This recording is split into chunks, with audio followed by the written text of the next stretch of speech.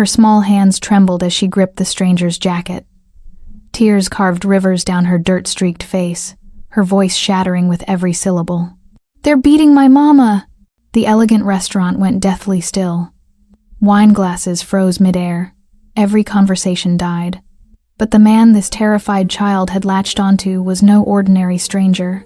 He was Renzo Terrazes, the tattooed king of Chicago's underworld, a man whose very name made hardened criminals look away, and what he did next would change everything. Stay with me until the end, because this story will leave you breathless. Before we begin, don't forget to like this video, hit subscribe and comment where you're watching from. Now, let's get into it. It was a rain-soaked Friday evening in downtown Chicago, late autumn 1987. The Onyx Lounge hummed with the carefully controlled energy of men conducting business that would never appear in any ledger. Crystal chandeliers cast golden light across pristine white tablecloths and untouched glasses of wine, worth more than most people's monthly rent. Soft jazz played just loud enough to mask conversations, but quiet enough that a raised voice would be noticed. This wasn't just any restaurant. This was Renzo Terrazes' kingdom. Every waiter had been trained to see nothing and remember less. Every patron understood the unspoken code. Eyes down, voices low, business private. You paid your respects at the door. You never interrupted. And you absolutely, under no circumstances, caused a scene. Renzo Terrazes occupied the center table, not tucked in a corner like most bosses, but positioned where he could survey his entire domain.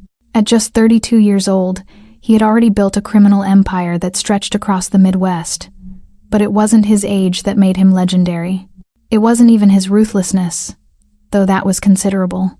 It was the mark he wore openly, an intricate eagle tattoo that sprawled across his throat, its wings seeming to spread when he turned his head, its talons appearing to grip his collarbone. The ink was both beautiful and terrifying, a permanent reminder that Renzo Terrazes watched everything, forgot nothing, and showed mercy to no one. His dark hair was combed back perfectly. His sharp jawline could have been carved from marble. His expensive black suit fit like it was painted on. He looked more like a movie star than a monster. But his eyes, cold, calculating, missing nothing, told the real story. This was a man who had killed his first rival at 19 and never looked back. Tonight, like every Friday for the past 3 years, he was conducting his weekly meeting with his inner circle. Marco handled the money. Salvatore managed enforcement. Tony served as personal security and driver. The conversation flowed in measured tones, numbers discussed, territories divided, problems addressed with surgical precision. Everything in Renzo's world operated like clockwork, efficient, profitable, and completely under his control. He had just raised a glass of Chianti to his lips when the impossible happened. The heavy mahogany doors exploded inward with a force that made every head snap toward the entrance. Cold rain swept into the warm sanctuary of the Onyx Lounge, extinguishing nearby candles and sending water droplets across the polished marble floor. The maitre d' lunged forward, his face draining of color, hands outstretched to intercept whatever catastrophe had just violated the sanctity of Renzo Terrazes' domain. But he was too slow. A blur of green velvet shot past him like a desperate ghost, small feet slapping against marble, leaving wet footprints in her wake. Conversations ceased mid-sentence. Forks clattered against fine china. Even the jazz quartet in the corner stumbled to a discordant halt, the pianist's fingers frozen above ivory keys. She was tiny, maybe 7 years old, with long brown hair plastered to her face by rain and tears. Her green velvet Sunday dress, the kind a mother saves for special occasions, was torn at the shoulder and streaked with something dark that wasn't mud. Dirt smudged her cheeks. Her white lace collar hung askew. She looked like she'd run through hell itself to reach this place. And perhaps she had. The visual contrast was jarring, almost obscene. This small, innocent thing in her church dress, surrounded by 50 men in $2,000 suits, men whose hands had signed death warrants, and whose pockets held weapons instead of rosaries. It was wrong on every level, a lamb stumbling into a den of wolves. Tony moved first, his bodyguard instincts overriding his shock. His hand disappeared inside his jacket, fingers finding the grip of his weapon. Salvatore rose from his chair, positioning himself between the child and Renzo. Marco's hand shot out to grab her, to stop this unprecedented breach of security before their boss could take offense. But the little girl was faster than all of them, driven by a desperation that made her fearless. Her wild, tear-filled eyes swept the room, searching, calculating with a child's strange intuition about where real power resided. She skipped past the men at the bar who looked dangerous. She dodged around the corner table of made men who bristled with barely concealed violence. Her gaze locked onto the center table, onto the man whose very stillness commanded more respect than anyone else's movement. Notorious. She ran straight toward him. The Onyx Lounge held its collective breath. Every man present had witnessed Renzo's wrath. They'd seen him break a soldier's hand for spilling wine on his sleeve. They'd watched him order a hit on a captain who'd interrupted a phone call. Disrespect wasn't tolerated. Unwanted physical contact was grounds for immediate, permanent removal. And this child was about to grab him. "Boss," Tony started, moving to intercept. But Renzo raised one finger, barely a movement, just a slight lift from where his hand rested on the white tablecloth. Tony froze. Salvatore stopped mid-step. Marco's outstretched hand dropped to his side. The room understood. Whatever was about to happen, Renzo wanted to see it play out. The girl reached his table and lunged forward, her small hands clutching at his jacket with desperate strength. Her fingers found purchase on the expensive black fabric, gripping his forearm like he was the only solid thing in a world that had suddenly started collapsing. She pulled herself closer, rising onto her tiptoes, her tear-streaked face turning up toward his.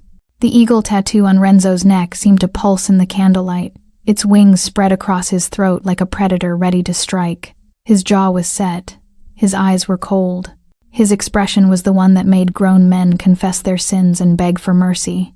But he didn't move. He simply stared down at the small hands gripping his arm, at the child's fingers so tiny they barely wrapped around his forearm, leaving wet marks on fabric that cost more than most people's monthly rent. Her nails were dirty, her palms were scraped raw. She was shaking so violently he could feel the tremors through his jacket. The silence stretched impossibly long. A wine glass caught the light. Someone's watch ticked loudly in the quiet. Rain hammered against the windows. Every eye in the restaurant was fixed on this frozen tableau, the tattooed king of Chicago's underworld, and the desperate child clinging to him like salvation itself. Renzo's men waited for the explosion, for the violent removal, for the volcanic rage that surely must come when someone, especially someone this small and powerless, dared to touch him uninvited. But Renzo just kept staring at those small hands, and then the girl opened her mouth, and the words that came out shattered everything. "They're beating my mama." The words tore from Hilma's throat in a ragged sob, each syllable breaking apart like glass. Please, you have to stop them. She's dying. There's so much blood and she won't wake up and I don't know what to do." The restaurant remained frozen, caught between shock and morbid fascination. This wasn't how things worked in Renzo's world. Children didn't burst into the Onyx Lounge. Civilians didn't interrupt business. And nobody, absolutely nobody, grabbed Renzo Terrazes and made demands. Hilma's grip tightened on his arm, her whole body trembling like a leaf in a hurricane. "Please, sir. Someone said you're the most powerful man in Chicago. Someone said if anyone could help, it would be the man with the bird on his neck." Fresh tears carved through the grime on her cheeks. "I didn't know where else to go. The police don't come to our street. Nobody helps us. But you can make people listen. You can make them stop. Please." Something flickered across Renzo's face just for a heartbeat, so quick most men would have missed it. His cold mask cracked, and through that fissure came something dangerous and ancient. His eyes, which had been calculating and empty, suddenly burned with an intensity that made the nearest men instinctively lean back. He wasn't seeing Hilma anymore. He was seeing a different girl in a different place. 14 years ago. A cramped apartment in the projects where the police never came. His sister Sophia, barely 15, curled on the kitchen floor while their mother's boyfriend stood over them both, fists red with violence. Renzo had been 18, already running with a crew, already making a name for himself on the streets. But he'd been 3 blocks away when it happened, collecting a debt that didn't matter, proving himself to men whose respect meant nothing. By the time he'd kicked down the door, Sophia's face had been unrecognizable. Their mother had been unconscious, and something inside Renzo Terrazes, whatever small piece of humanity he'd been clinging to, had died in that moment. He'd beaten the boyfriend until his own knuckles shattered. Then he'd kept going. He'd learned two truths that night: that power without presence was worthless, and that the world was full of men who preyed on those too weak to fight back.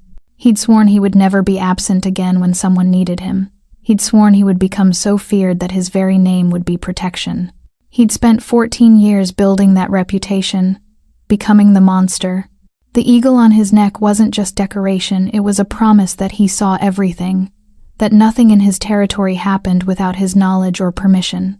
And now this child, this tiny girl in her ruined Sunday dress, had run through a city full of police stations and hospitals and good Samaritans, and she'd chosen him. She'd chosen the monster. Because sometimes monsters were exactly what you needed. Renzo's expression shifted. The flicker of painful memory vanished, replaced by something cold and purposeful and absolutely lethal. His jaw set, his shoulders squared. The temperature in the room seemed to drop 10 degrees as he slowly rose from his chair, his considerable height making Hilma crane her neck to maintain eye contact. He looked down at her, this brave, desperate, terrified little girl who'd had the courage to grab a serpent by the throat and demand salvation. Her hands were still clutching his jacket. She hadn't let go, even as he stood, even as every instinct should have told her to run from the predator she'd awakened. "What's your name?" His voice was quiet, but it carried across the silent restaurant like thunder. "Hey, Hilma," she managed through her sobs. "Hilma Matthews. My mama is Alicia. She has a shop on Kedzie Avenue. Men came, they wanted money she doesn't have, and when she tried to explain, they just started hitting her and... How long ago?" Renzo's hand moved to gently but firmly grip her shoulder, steadying her. Maybe 20 minutes? I ran as fast as I could. I ran and... Tony!" Renzo's voice cracked like a whip. His bodyguard snapped to attention. "Get the cars. All of them. Now. Boss. Now." The single word carried enough menace to make Tony sprint toward the door without another question. Renzo looked down at Hilma again, and when he spoke, his voice had gentled slightly, though the deadly purpose beneath remained. "Hilma, I need you to listen very carefully. I'm going to help your mama, but first, you need to take me to her. Can you do that?" She nodded frantically, relief flooding her features even as tears continued to stream. "Good girl." He glanced at Salvatore and Marco, who were already standing, already reaching for their phones, already mobilizing. Marco called Dr. Ricci. "Tell him to meet us with everything he needs for trauma care. Salvatore, find out who's been operating on Kedzie without permission. I want names in the next 5 minutes." Both men moved immediately. Renzo looked back down at Hilma, and something in his expression, though still hard, still dangerous, held a promise that made her grip on his jacket finally loosen slightly. "The men who hurt your mama," he said quietly, "they're never going to hurt anyone again. Do you understand?" She nodded, her eyes wide. "Good." He placed a hand on her back, guiding her toward the exit. "Let's go get your mama." As they walked toward the door, every man in the Onyx Lounge watched in stunned silence. They'd just witnessed something unprecedented. Renzo Terrazes, the man who showed mercy to no one, mobilizing his entire operation for a child he'd never met, and a woman who meant nothing to his business. The beast had awakened, and God help whoever had provoked it. The convoy of black sedans cut through Chicago's rain-slicked streets like sharks through dark water. 3 cars moving in tight formation, headlights blazing, engines growling, completely ignoring traffic signals that dared suggest they stop. In the lead vehicle, Renzo sat in the back seat with Hilma pressed against his side, her small hand clutching a fistful of his jacket as if letting go would make him disappear. Tony drove with the focused intensity of a man who'd navigated getaway routes under gunfire. In the passenger seat, Salvatore barked into his phone, extracting information with the efficiency of someone who knew that failure to deliver would have permanent consequences. Behind them, Marco's car carried 4 of Renzo's most trusted enforcers, men who'd killed for far less reason than what they were about to witness. "Left here," Hilma whispered, her voice hoarse from crying. "The shop with the blue awning. Mama painted it herself last spring." The street was exactly what Renzo expected, forgotten by the city, overlooked by the police. The kind of neighborhood where 911 calls went to the bottom of the priority list.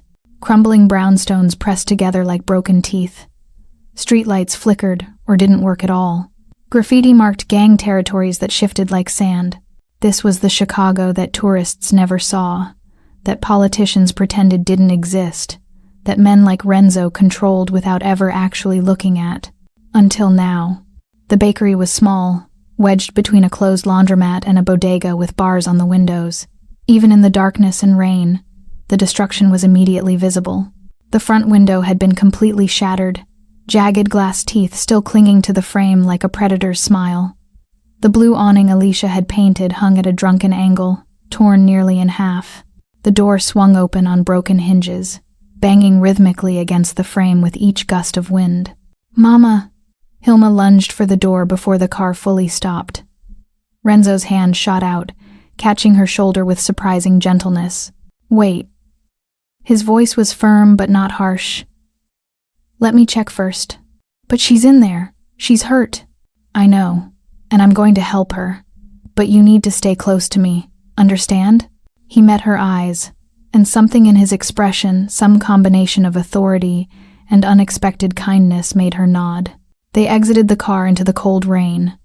Renzo's men fanned out automatically, securing the perimeter, checking windows and shadows with practiced efficiency. This was what they did: assess threats, control territory, ensure their boss's safety. But tonight felt different. Tonight they weren't protecting a business deal or a drug shipment. They were protecting a child who'd had the courage to ask a monster for help. Renzo stepped through the broken doorway, his expensive shoes crunching on glass and scattered flour. The destruction inside was systematic, deliberate. This hadn't been a robbery gone wrong. This was a message written in violence and broken dreams. Display cases lay shattered, their contents crushed into the tile floor. Loaves of bread, probably baked fresh that morning, were stomped into pulp. Pastries and cookies had been ground underfoot like they were worthless. The vintage cash register, the kind with actual bells and keys, had been pried open and thrown against the wall. Bills and coins scattered across the floor amounted to maybe $40. Not even enough to justify the gas it took to drive here. But it was the smell that hit Renzo hardest. Beneath the scent of crushed cinnamon rolls and spilled coffee was something copper and wrong. Blood. A lot of it. "Mama's behind the counter," Hilma whispered, her voice very small. That's where I found her." Renzo moved toward the counter, his body instinctively shifting to block Hilma's view. What he saw behind that counter made something cold and murderous settle in his chest. Alicia Matthews lay crumpled on the floor like a discarded doll, her body twisted at angles that spoke of violence and pain. She was young, maybe early 30s, with dark hair now matted with blood that pooled beneath her head. Her simple work dress was torn, one arm bent wrong, her face swollen and bruised beyond recognition. Flour dusted her like snow, mixing with blood to form a grotesque paste. One hand still clutched a rolling pin, her pathetic attempt at defense. But what made Renzo's jaw clench with barely contained rage was the footprint on her ribs, a boot mark pressed into her side like a signature, a deliberate stamp of dominance and cruelty. They hadn't just beaten her. They'd made sure she knew she was nothing, that she didn't matter, that she was weak. "Is she?" Hilma tried to peer around him, her voice breaking. Renzo knelt, pressing 2 fingers against Alicia's neck. For a moment that stretched into eternity, he felt nothing. Then there. Faint, irregular, but present. A pulse fighting to survive. "She's alive." He pulled out his phone, hitting speed dial, but barely. Dr. Ricci answered on the first ring. "Renzo?" "Kedzie and North. Small bakery. Female, early 30s. Severe head trauma. Possible internal bleeding. She's got maybe minutes. I'm 8 blocks away. Keep her still, keep her warm, and for God's sake don't let her aspirate if she vomits." Renzo ended the call and immediately stripped off his jacket, draping it over Alicia's shivering form. The expensive fabric soaked up blood instantly, but he didn't care. He looked up at Salvatore, who stood in the doorway with an expression of barely controlled fury. "Get me names," Renzo said quietly, his voice carrying a promise of violence that made even his own men uncomfortable. I want to know who did this. I want to know who they work for. I want to know where they are right now. And I want all of it in the next 10 minutes. Salvatore nodded and stepped outside, already dialing. Renzo turned to Hilma, who stood frozen, staring at her mother with eyes too young to process this kind of horror.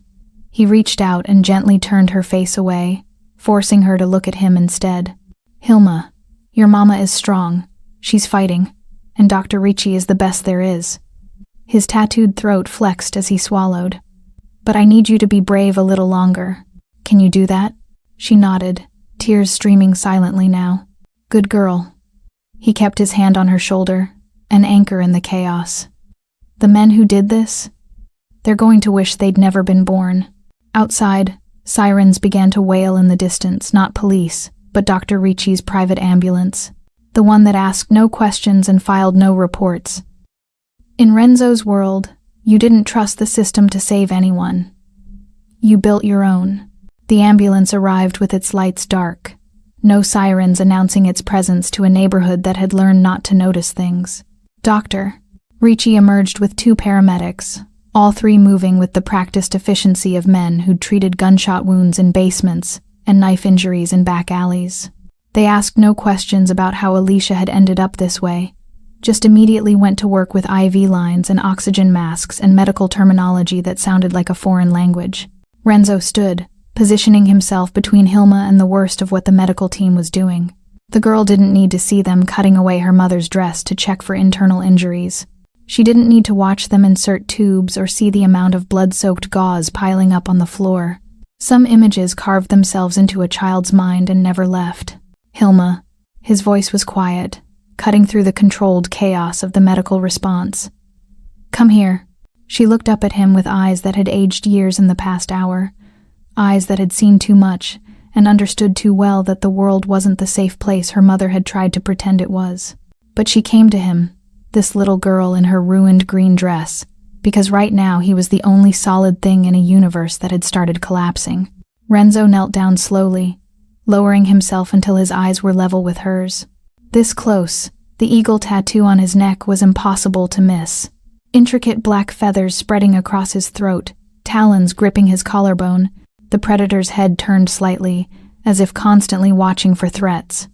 In the dim light of the broken bakery, it looked alive, menacing, a permanent mark of violence and power. But Hilma didn't flinch from it anymore. She'd stopped seeing the monster. Now she saw the man who'd dropped everything to help her, who'd driven through red lights and rain to reach her mother, who'd given his expensive jacket to keep a dying woman warm. The tattoo wasn't scary. It was a promise that he was strong enough to fix this. Renzo reached out and gently wiped a smear of flour from her cheek with his thumb. The gesture was surprisingly tender for hands that had broken bones and pulled triggers. Your mama is going to the hospital. Dr. Ricci is going to take very good care of her. Is she going to die? The question came out small and terrified. No. He said it with such absolute certainty that it almost felt like he could command death itself to stay away. She's a fighter. I can see it. And fighters like her don't give up. He paused, making sure she was looking directly at him. Just like fighters like you don't give up. A fresh tear rolled down Hilma's cheek. I was so scared. I didn't know what to do. The men were laughing and Mama was trying to protect me and I just hid like a coward. Stop. The word was firm but not harsh. You weren't a coward. You were smart. You stayed hidden until they left. And then you did something incredibly brave. His hand moved to rest on her small shoulder. You saved your mama's life by coming to find me. Do you understand that? If you'd just waited for police or an ambulance, she'd be dead. But you didn't wait. You acted. That's not cowardice. That's courage. Behind them, Dr. Ricci called out. We're moving her now. She's stable enough for transport, but we need to go. Renzo nodded, then looked back at Hilma. I need to ask you something important. The men who did this, did you see them? Can you describe them? She nodded quickly, eager to help, to be useful, to do something other than feel helpless. There were 2 of them. Both had red bandanas.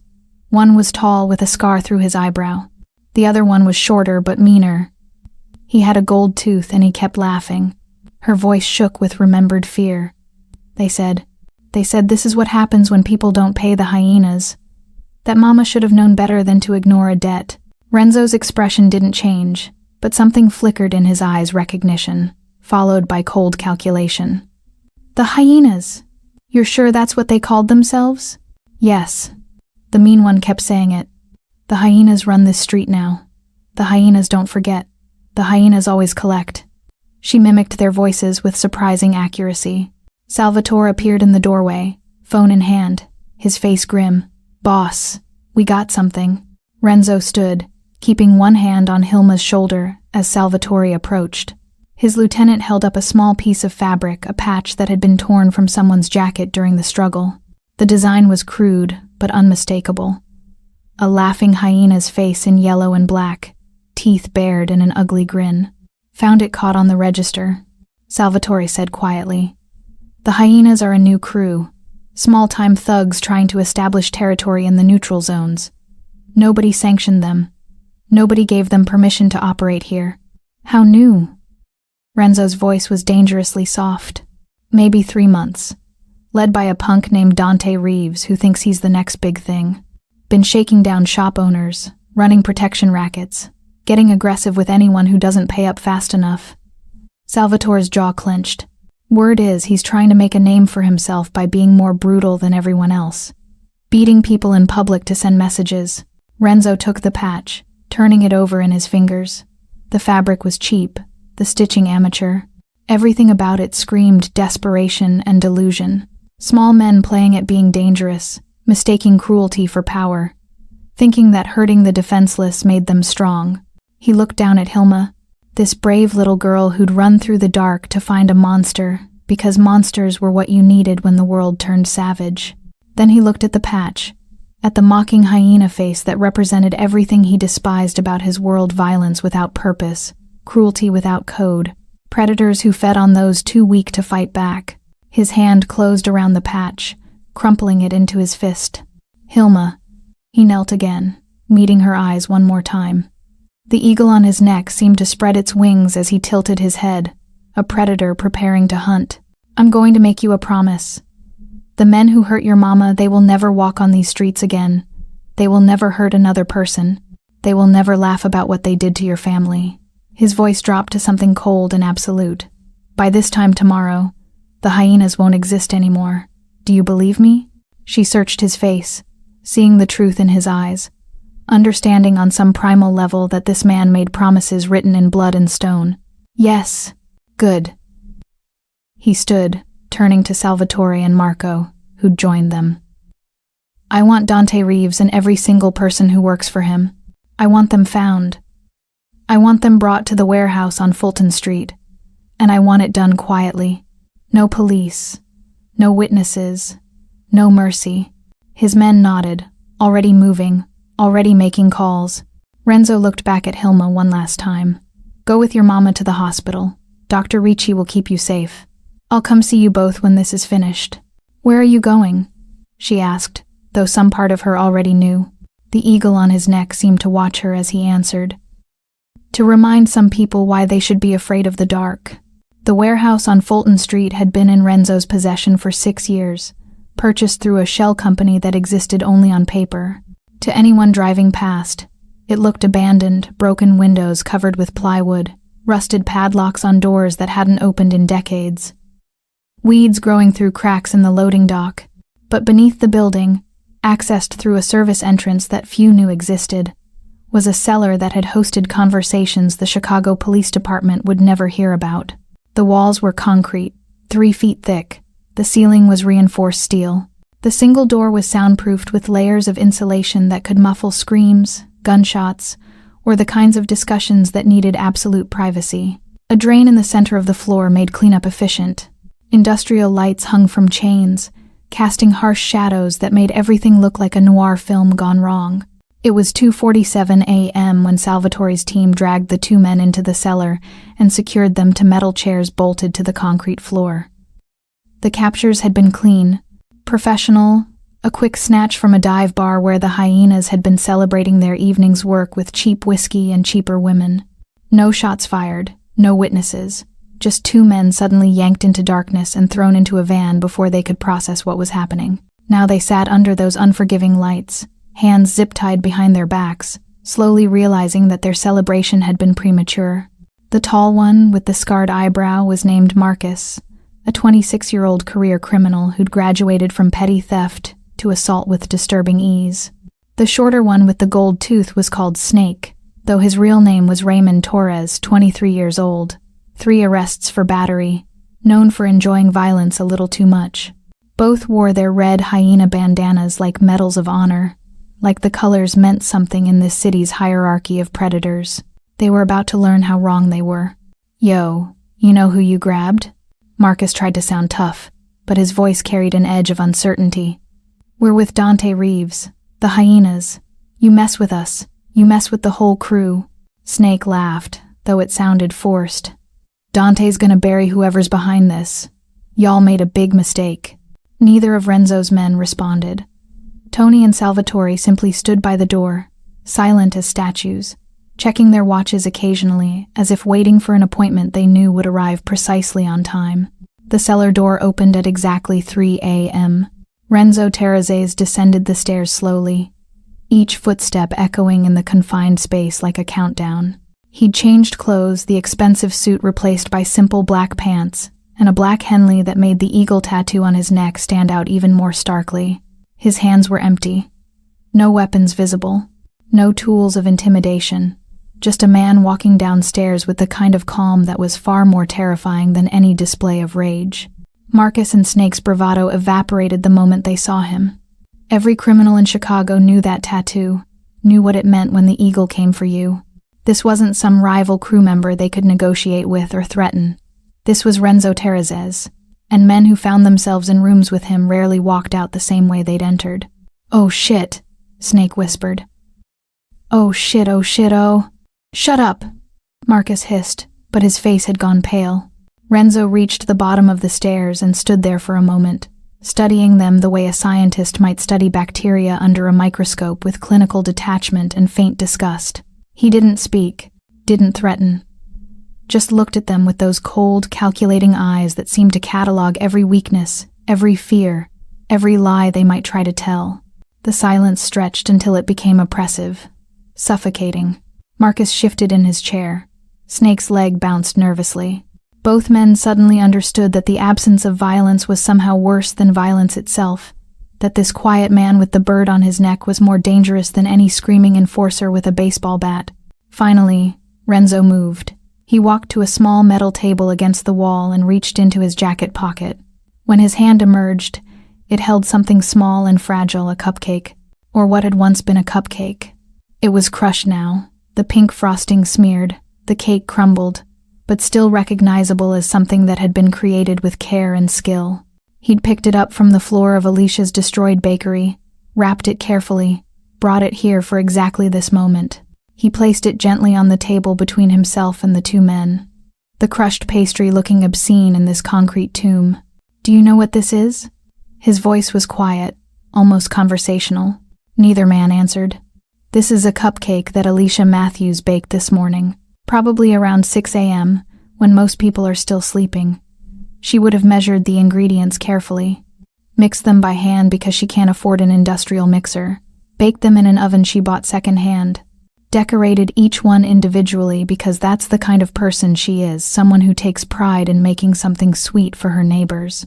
Renzo's finger traced the edge of the crushed dessert. "She would have sold this for $2, maybe $2.50, not because it's not worth more, but because the people in her neighborhood can't afford more. She bakes because she loves it, because it makes people smile, because she's trying to build something good in a world that's mostly shit." He looked up at Marcus and Snake, and his eyes were empty of anything resembling mercy. "And you destroyed it, stomped it into her floor, along with everything else she'd created. Look, man, we were just doing our job," Marcus started. "Your job." Renzo repeated the words like they tasted rotten. "Your job was to beat a woman unconscious while her 7-year-old daughter hid behind a counter, watching her mother beg for mercy? That's the job you're proud of?" Snake tried a different approach. "She owed money. Dante said she needed to learn." "Learn what?" Renzo's voice remained quiet, but something in it made both men flinch. Learn that refusing to pay protection money to a gang of parasites means you deserve to die? Learn that being poor and trying to survive means you're fair game? Learn that having a child doesn't matter if you get in the way of small men pretending to be dangerous? He picked up the crushed cupcake, held it in his palm. This represents hours of work, care, love, skill, the kind of things that actually matter in this world. His hand closed around it, frosting squeezing between his fingers. And you? You represent nothing. You create nothing. You're just destroyers. Parasites. Cowards who feel powerful by hurting people who can't fight back. The crushed cupcake fell back onto the table with a wet sound. So here's what's going to happen, Renzo said, his voice still terrifyingly calm. You're going to tell me everything about the hyenas. Every location, every member, every business you've targeted, every person you've hurt. You're going to tell me where Dante Reeves is right now.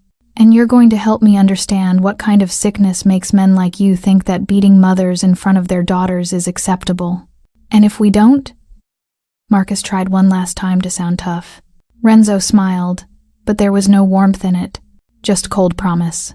Then I'll show you the difference between what you think violence is and what violence actually looks like when someone who understands it decides to teach you a lesson.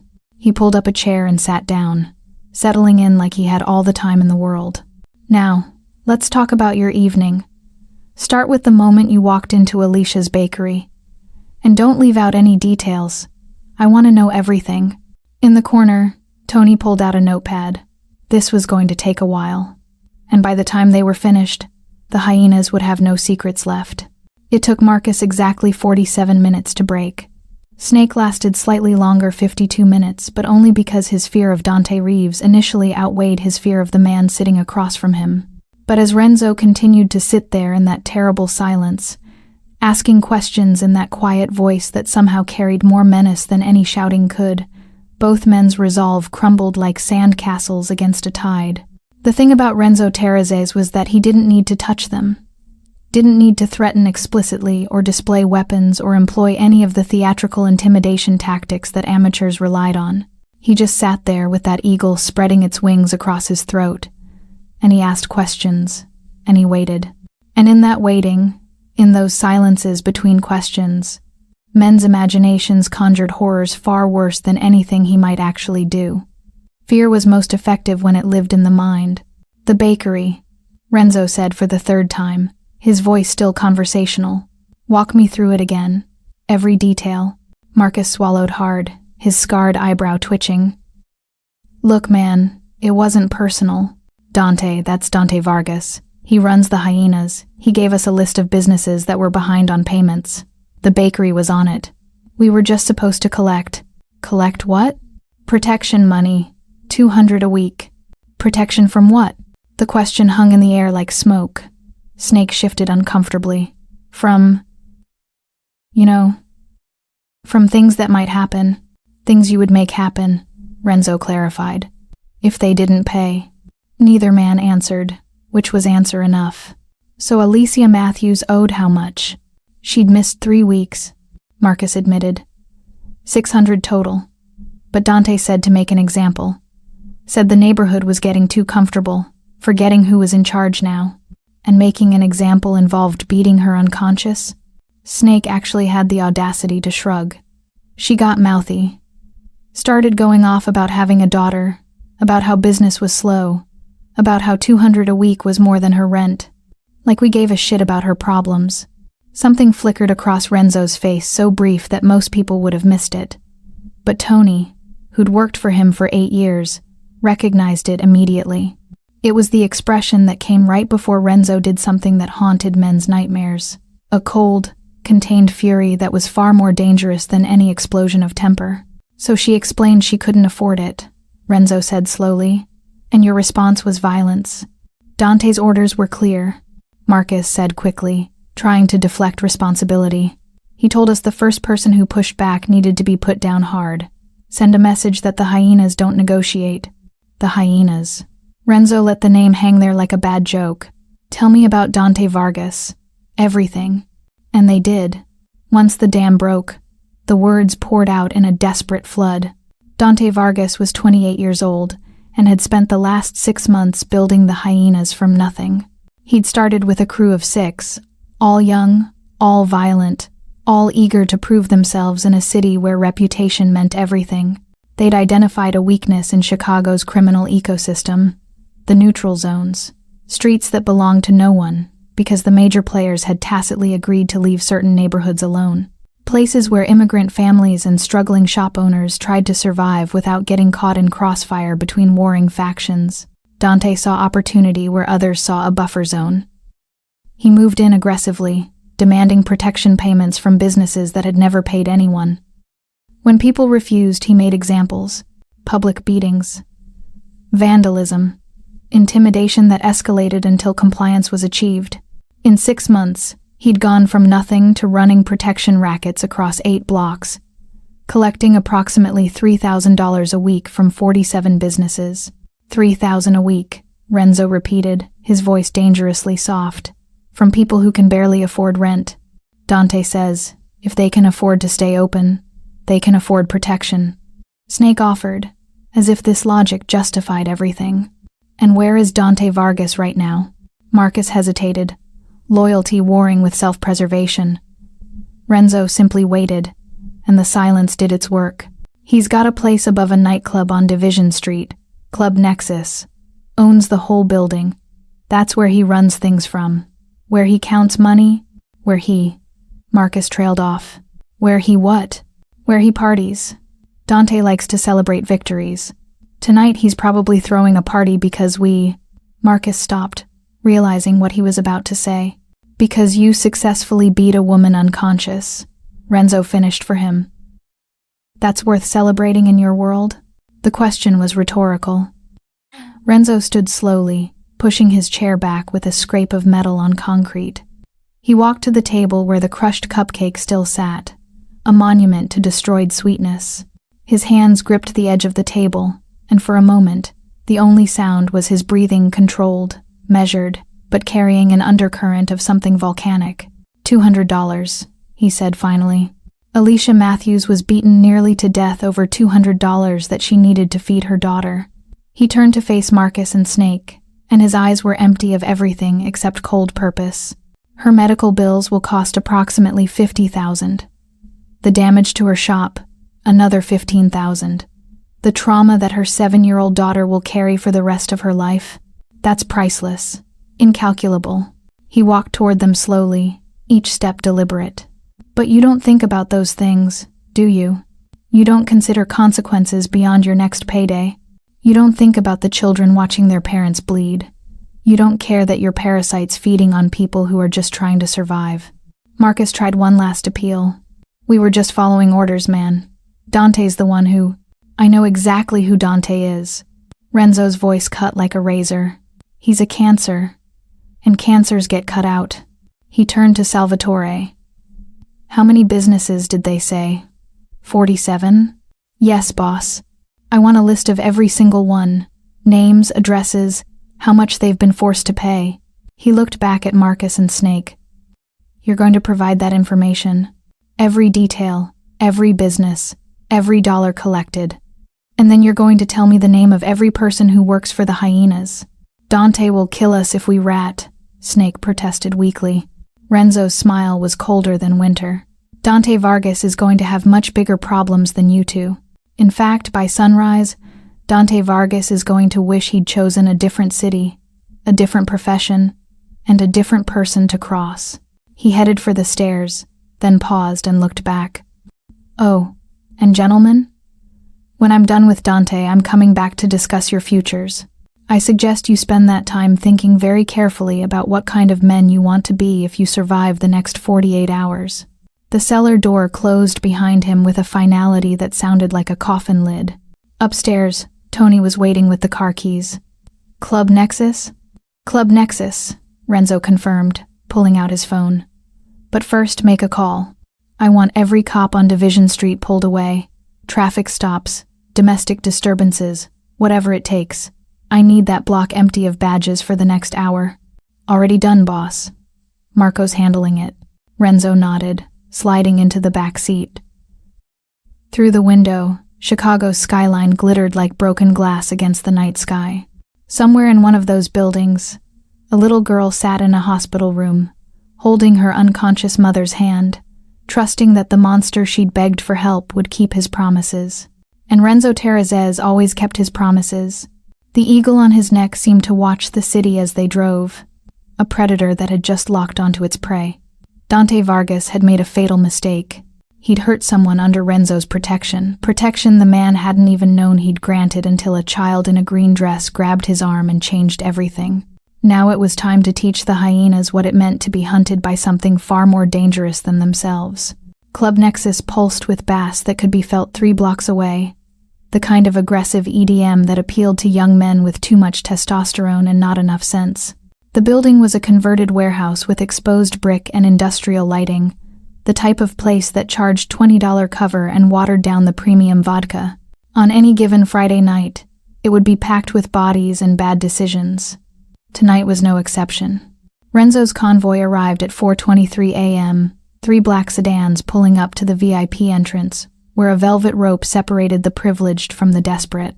The bouncer, a 6'5" wall of muscle with a shaved head and neck tattoos that tried too hard to look intimidating, stepped forward with his hand raised in the universal gesture of, "You're not getting in." Then he saw Renzo emerge from the middle car, saw the eagle spreading its wings across that throat, and the bouncer's hand dropped like someone had cut the strings. Every criminal in Chicago knew that tattoo.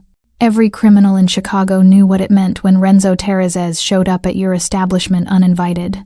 "Mr. Terrazes," the bouncer stammered, suddenly wishing he'd called in sick tonight. Dante didn't say anything about. He wouldn't have. Renzo's voice was quiet, barely audible over the throbbing music. "Open the door." The bouncer practically ripped the door off its hinges in his haste to comply. Inside, the club was a sensory assault of strobing lights, cigarette smoke, and the particular desperation that came with trying too hard to look successful. The dance floor was packed with people who probably had work in 4 hours but were pretending that consequences didn't exist. The VIP section on the 2nd floor overlooked everything like a throne room, and that's where Dante Vargas held court. Renzo walked through the crowd, and something remarkable happened. Despite the darkness, despite the press of bodies, despite the alcohol and drugs blurring everyone's judgment, people moved out of his way. Some instinct, primal and ancient, recognized a predator in their midst. Conversations died as he passed. Dancers stopped mid-movement. The DJ, looking down from his booth, actually stopped the music with a scratch that drew every eye in the building. In the sudden, shocking silence, Renzo climbed the stairs to the VIP section. Dante Vargas sat on a white leather couch surrounded by 6 of his top enforcers and 4 women who were paid to laugh at his jokes and look impressed by his stacks of cash. He was younger than Renzo had expected, maybe 28, with designer stubble and an expensive watch that screamed, "New money." His hyena jacket hung on the back of his couch like a trophy, the yellow and black patches catching the light. He was mid-story, probably something about tonight's business success, when he noticed the music had stopped. When he looked up and saw Renzo Terrazes standing at the top of his stairs, his expression cycled through confusion, recognition, and finally something approaching fear. "Everyone out," Renzo said quietly.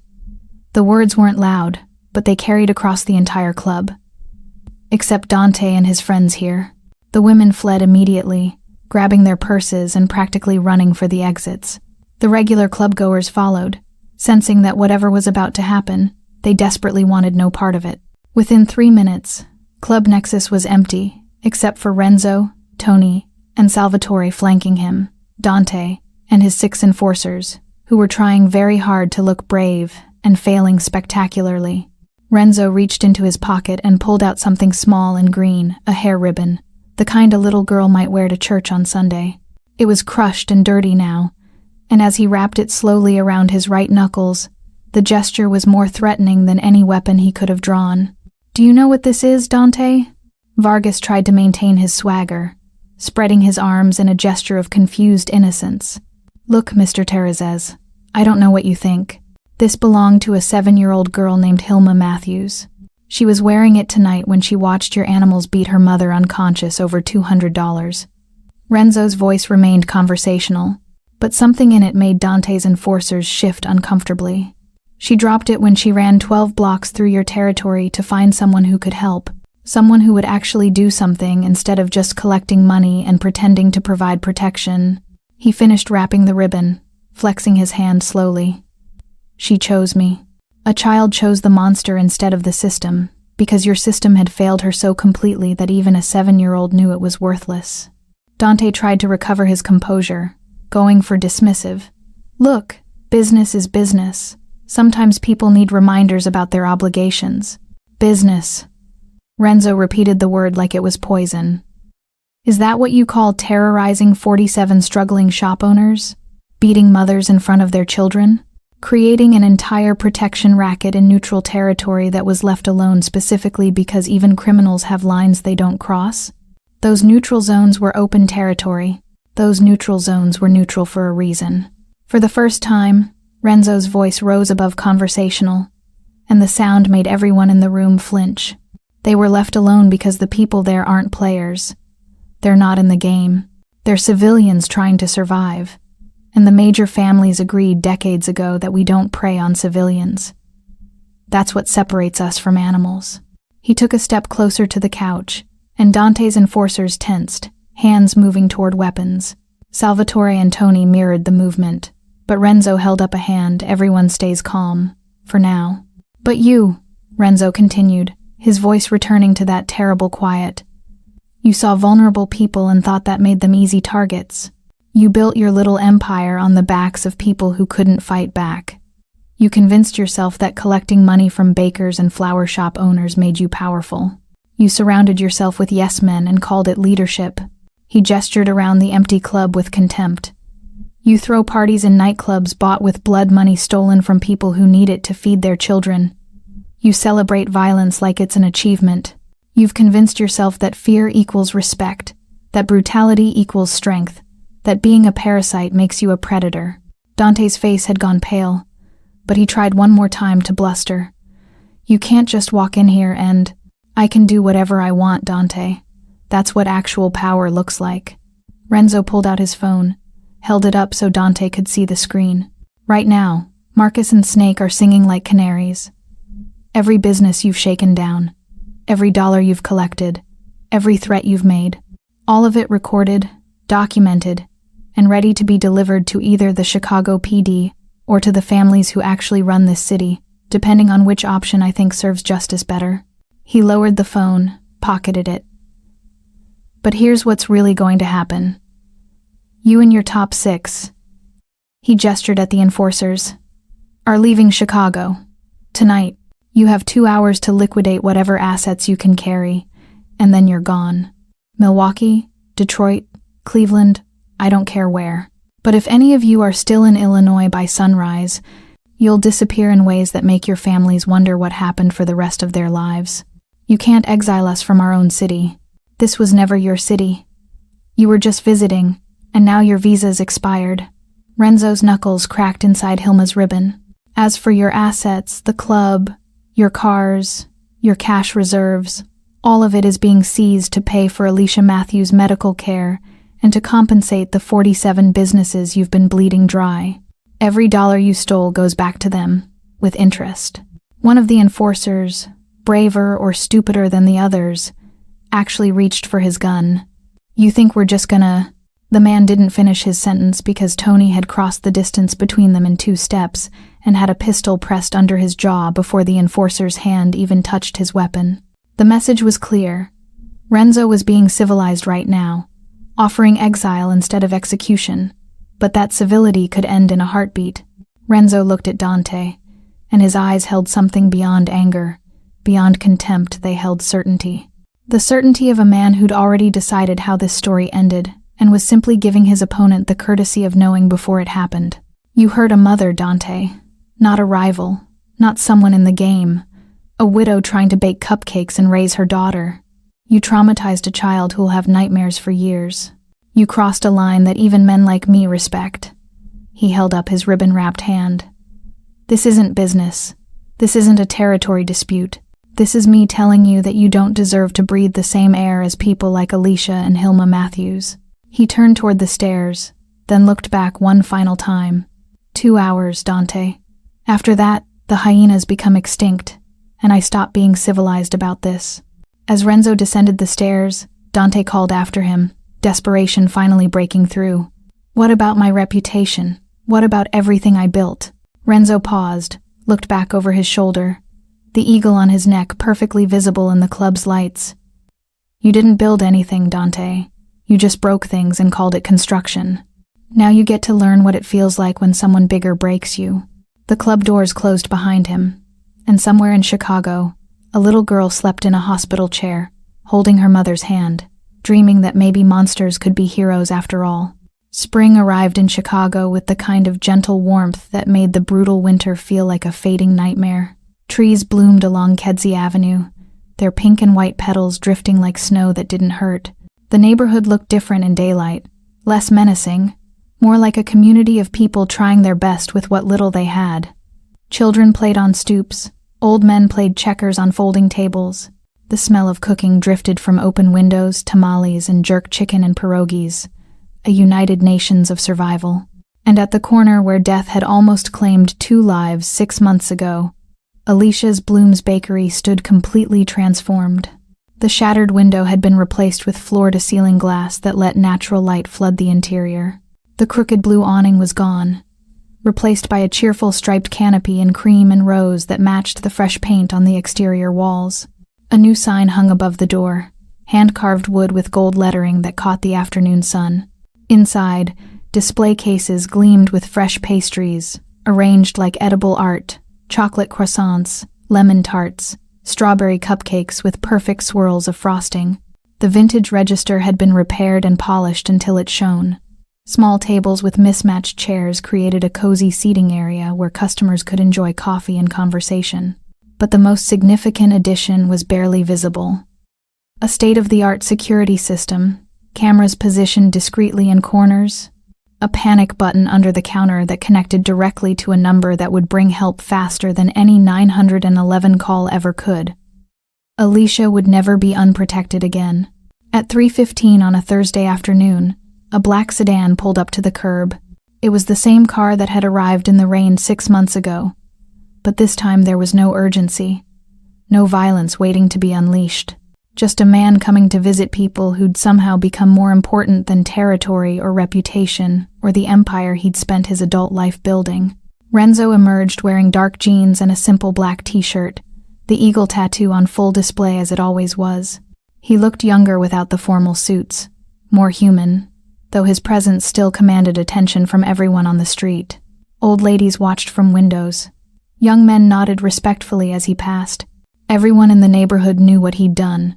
How the hyenas had disappeared overnight, how protection rackets on 8 blocks had simply evaporated like morning fog. They knew who was responsible, and while some might fear him, more were grateful. A bell chimed softly as he pushed open the bakery door, and the smell hit him immediately, sugar and vanilla and fresh bread, the scent of creation instead of destruction. It was so different from the blood and flour mixture that had greeted him that terrible night, that for a moment he simply stood there, taking it in. Alicia appeared from the back, wiping flour from her hands on an apron that matched the awning colors. She'd healed remarkably well. The physical scars faded to thin white lines that makeup mostly covered. The internal scars would take longer, the nightmares that still woke her some nights, the hypervigilance that made her jump at loud sounds. But she was alive, and working, and healing. That was more than anyone had expected. Renzo. Her smile was genuine, warm, though still carrying a hint of the awe that came with being saved by a legend. Right on time. I just pulled the espresso brownies from the oven. You remembered. He found himself returning the smile, an expression that felt less foreign now than it had 6 months ago. Of course I remembered. You only mention them every time you visit. Before Renzo could respond, a blur of motion erupted from behind the counter. Hilma, wearing a miniature version of her mother's apron and with flour somehow streaked across her nose, ran across the bakery with the fearless joy of a child who'd learned that monsters could be protectors. She didn't slow down, didn't hesitate, just launched herself at him with absolute trust that he would catch her. And he did, sweeping her up with practiced ease, this little girl who weighed nothing but had somehow shifted his entire world on its axis. Uncle Renzo. She wrapped her arms around his neck, and he could feel her heartbeat against his chest, alive, healthy, unafraid. Mama, let me help make the cream puffs today. I did the filling all by myself. Did you now? He carried her toward one of the small tables, settling into a chair that was probably too delicate for a man his size but held anyway. I bet they're the best cream puffs in Chicago. In the world, Hilma corrected with the absolute certainty of a 7-year-old. She pulled back slightly, studying his face with that disconcerting directness that children possessed. Then, with the casual intimacy of someone who knew they were safe, she reached up and touched the eagle tattoo on his neck. Her small finger traced the intricate feathers, following the curve of the wings that spread across his throat. Does it hurt? Not anymore. His voice was soft, gentler than anyone at the Onyx Lounge would recognize. It hurt when they did it, but that was a long time ago. Why did you get a bird? Because eagles protect their territory. They watch over everything from high up, and nothing escapes their notice. He paused, then added something he'd never told anyone. I got it to remind myself to always be watching, to never miss something important again. Hilma's finger continued tracing the wings, completely unafraid of the mark that made hardened criminals look away. I think it's beautiful, like you're part bird and part person, a guardian. Something in Renzo's chest tightened at the word. Guardian. Not monster. Not criminal. Not the dozen other things he'd been called over the years. Guardian. Alicia brought over a tray with coffee for Renzo, milk for Hilma, and a plate of those espresso brownies that had somehow become his favorite despite a lifetime of not caring about food beyond fuel. She sat down across from him, and for a moment, the three of them were just people sharing a table in a bakery on a spring afternoon. No empire, no violence, no past that haunted or future that threatened. Just this moment, this small pocket of peace that felt more valuable than anything Renzo had ever acquired through force. How's business? He asked, though his people reported to him weekly about the bakery's revenue. He knew exactly how business was thriving, with customers coming from across the city after word spread about the quality of Alicia's work and the story behind her survival. Good. Really good. Alicia's hand unconsciously touched the thin scar at her temple. We had to hire an assistant last month. Can't keep up with the orders alone anymore. That's excellent. And he meant it. Felt genuine pride in her success in a way that confused him. When had other people's happiness started mattering? When had a baker's profit margins become something he cared about? He knew exactly when. The moment a little girl in a green dress had grabbed his arm and reminded him that power could be used for something other than accumulation. Hilma, who'd been content to lean against him while they talked, suddenly perked up. Oh, Mama, can I show him? Show me what? Hilma scrambled down from his lap and ran to the counter, returning with a piece of paper that she thrust proudly into his hands. It was a drawing, done in crayon with the enthusiastic disregard for realism that marked all children's art. 3 figures stood in front of a building, a woman with dark hair, a small girl in green, and a tall man with distinctive marks on his neck. Above them, in careful 7-year-old handwriting, were the words, "My family." Renzo stared at the drawing, at the 3 stick figures holding hands, at the hearts floating around them like blessings. His throat felt tight. His eyes burned in a way they hadn't in decades, not since Sophia's funeral, not since he'd sworn he'd never let anyone close enough to hurt him again. "Do you like it?" Hilma asked anxiously, suddenly uncertain. "Mrs. Chen said family is who you choose, not just who you're born with. And we chose you. Is that okay?" He looked up at her, this brave little girl who'd somehow seen past his armor to something worth saving. Then he looked at Alicia, who was watching him with understanding in her eyes. She knew what it meant to be alone, to survive by building walls, to be surprised by connection. "It's perfect," he managed, his voice rougher than usual. "It's the most perfect thing I've ever seen." Hilma beamed and climbed back into his lap, satisfied. Alicia reached across the table and squeezed his hand briefly, a gesture of gratitude and acceptance and welcome all at once. Outside, Chicago continued its chaotic symphony of traffic and sirens and life. The Onyx Lounge would open tonight, and business would be conducted, and Renzo would still be the tattooed king that men feared and respected. But right now, in this moment, he was something else entirely. He was Uncle Renzo, who liked espresso brownies and helped a 7-year-old with her math homework and had somehow found the family he'd stopped believing existed. The eagle on his neck had been watching, waiting, protecting all along. He just hadn't realized what he was protecting until a desperate child had shown him the way home.